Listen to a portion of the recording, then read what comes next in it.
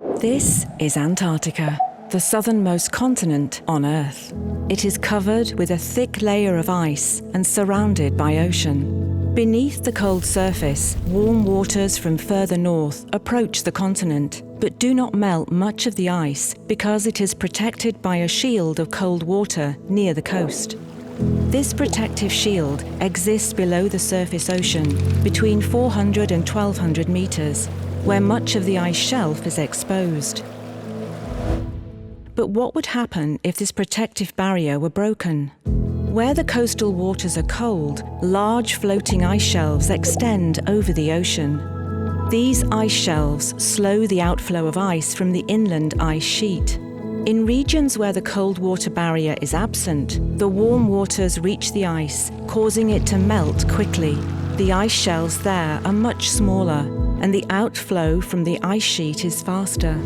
If the protective barrier of cold water were lost in other regions around Antarctica, acceleration of the outflow would lead to dramatic ice loss and raise global sea levels. These regions would then have crossed what is known as a tipping point. A tipping point occurs when small changes in a system take it beyond a threshold that makes a much larger and often unstoppable change inevitable. What kind of changes to the climate could lead to such a tipping point in the ocean around Antarctica? At the moment, the following set of processes maintain the protective shield of cold water around Antarctica. Cold air is heavier than warm air, so the very cold air over the ice sheet streams down towards the ocean, producing some of the strongest sustained winds on Earth. Because the Earth rotates, the winds streaming down the ice sheet turn to the left, blowing around the continent. These winds cool the ocean surface and drive a surface current around the continent that again turns to the left because of Earth rotation. As a result, the surface waters are pushed against the coast and the cold surface layer thickens. The thicker it gets, the more of the warm inflow is blocked.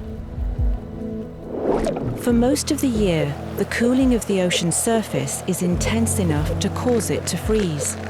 As the wind blows over the ocean on the right, the surface of the ocean becomes frozen. When sea ice forms from freezing seawater, salt is left behind in the water. That makes the water more dense, causing it to sink. This process helps the cold surface layer to thicken all the way to the seabed.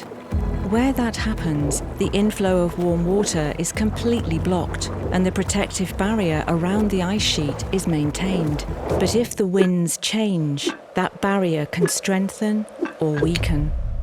If it weakens enough to allow warm water beneath the ice shelves, the rapid melting will freshen the surface waters, making them less dense. The processes that deepen the cold surface layer will then be less effective, leading to further weakening of the barrier and accelerating the problem. The system will have crossed a threshold and tipped from a protected, cold to an unprotected, warm state. Scary, right? But is this possible?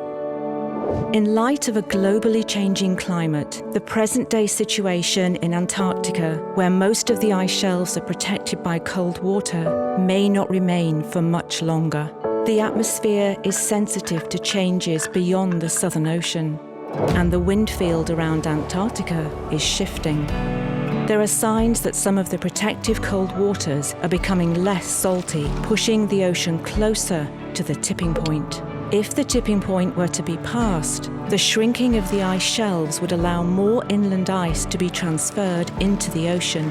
This chain reaction could not simply be reversed, and could mean massive ice loss from the Antarctic continent and a dramatic rise in sea levels worldwide. In TIPAX, a new EU-funded project, we are using computer models to assess the likelihood of passing an ocean tipping point within the evolving Antarctic climate system. To learn more, visit our website and Twitter page.